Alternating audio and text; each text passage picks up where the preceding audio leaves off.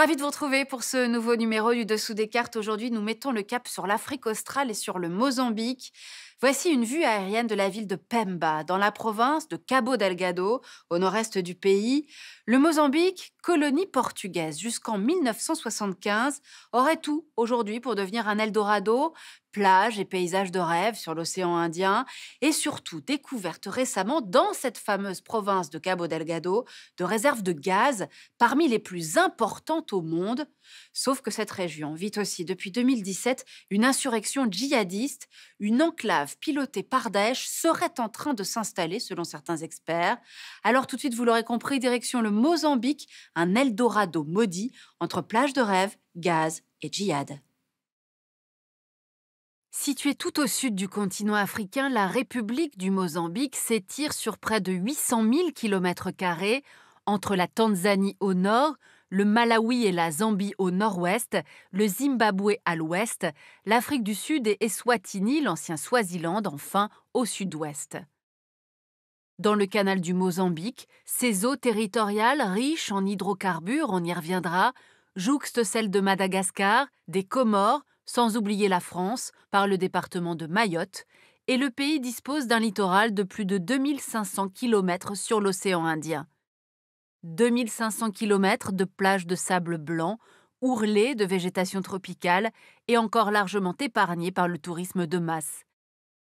2500 km de plaine littorale, séparée des montagnes du nord-ouest par une bande de hauts plateaux couverts de savanes qui abritent une faune et une flore exceptionnelles. Outre la beauté de ces paysages, le Mozambique regorge de richesses naturelles. Ses fleuves, le Limpopo et surtout le Zambèze, fournissent d'importantes ressources hydrauliques. Son sous-sol contient en abondance des phosphates, du graphite, du charbon, des minerais métalliques et même de l'or et des pierres précieuses.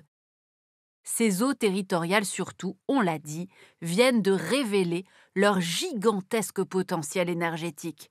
En octobre 2011, en effet, un immense gisement de gaz offshore a été découvert à 40 km au large des côtes septentrionales du pays.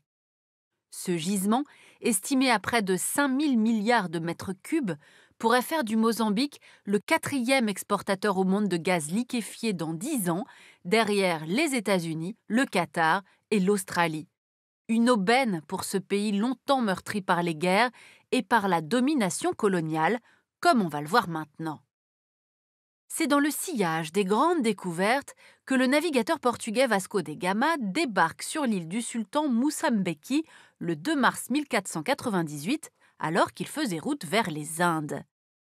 Au cours du XVIe siècle, les Portugais s'installent d'abord dans la baie d'Elagoa, la baie du Lagon, qui constitue une étape importante sur la route de Goa en Inde. Ils établissent ensuite une série de comptoirs tout le long du canal de Mozambique de Lourenço Marques au sud, la future Maputo, jusqu'à Palma au nord. La progression des Portugais sur la côte d'une part et dans la vallée du Zambèze d'autre part évince alors les marchands, arabes, perses et indiens, qui commercialisaient déjà l'ivoire et les esclaves en collaboration avec certains chefs indigènes.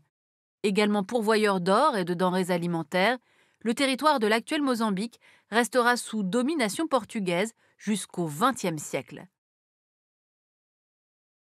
En 1951, le Mozambique devient même une province ultramarine à part entière du Portugal, le régime autoritaire d'António de Oliveira Salazar encourageant l'implantation massive des Portugais de la métropole pour développer les grands domaines agricoles ainsi que le secteur industriel et minier. Ainsi, tandis que le reste du continent africain entre dans l'ère des décolonisations, le Portugal de Salazar, lui, s'accroche à ses possessions africaines qui prennent alors successivement les armes au début des années 1960 pour obtenir leur indépendance.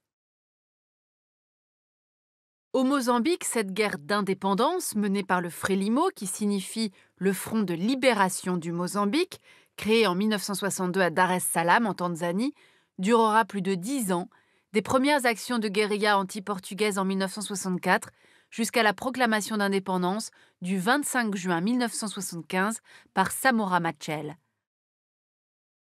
Le Mozambique sort de cette guerre de libération nationale ruiné et choisit de s'allier à l'Union soviétique pour se relever, mais dès 1977, il s'enfonce de nouveau dans la guerre, une guerre civile cette fois. Sur fond de guerre froide, la guerre civile du Mozambique oppose le Frelimo, désormais au pouvoir, à la Renamo, qui signifie Résistance nationale du Mozambique, laquelle fédère en fait toutes les oppositions au président socialiste Machel. En 15 ans, cette guerre civile fait près d'1 million de morts et 4 à 5 millions de déplacés, bien plus que la guerre d'indépendance. Lorsqu'un accord de paix est enfin signé en 1992 à Rome, le pays se retrouve une nouvelle fois exsangue et dévasté. Et l'on comprend donc mieux pourquoi la découverte du gaz offshore en 2011 a suscité tant d'espoir 20 ans après la fin de la guerre civile. Voilà, le Mozambique en a donc fini avec la guerre civile, mais il demeure toujours l'un des pays les plus pauvres au monde, rongé par la corruption et par la violence, avec un fléau supplémentaire, le djihadisme. Dans cette région, du Cabo Delgado où précisément on a trouvé du gaz. Alors pour comprendre comment il a pu s'y implanter, commençons par regarder comment se répartissent au Mozambique les différentes religions. Fruit de la longue histoire du pays, la société mozambicaine est une mosaïque de groupes ethniques et religieux. Le catholicisme, la religion de l'ancienne puissance coloniale, rassemble autour de 30% de la population, soit à peu près autant que les nombreuses églises protestantes. La religion musulmane, elle, représentant environ 20% de la population, soit 4 millions de fidèles. Les musulmans mozambicains, majoritairement sunnites, sont concentrés dans les provinces du nord du pays, la province de Niassa et surtout la fameuse province de Cabo Delgado.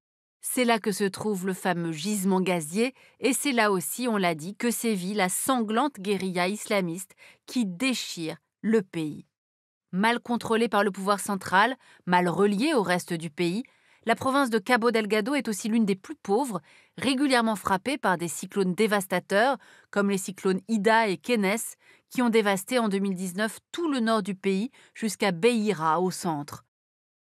De plus, ces 2,3 millions d'habitants se répartissent en 3 groupes ethniques antagonistes, les Makondé chrétiens, dont les ancêtres ont fui vers l'intérieur des terres pour échapper aux raids esclavagistes menés depuis la côte où vivent les Makwa et les Moignis, islamisés de longue date et qui nourrissent une rancœur croissante envers les Makondé, désormais accusés d'accaparer le pouvoir politique et financier à Maputo. Ces tensions communautaires anciennes sont aujourd'hui attisées par une nouvelle génération de prédicateurs fondamentalistes formés au Soudan, en Égypte ou en Arabie saoudite depuis la fin de la guerre civile.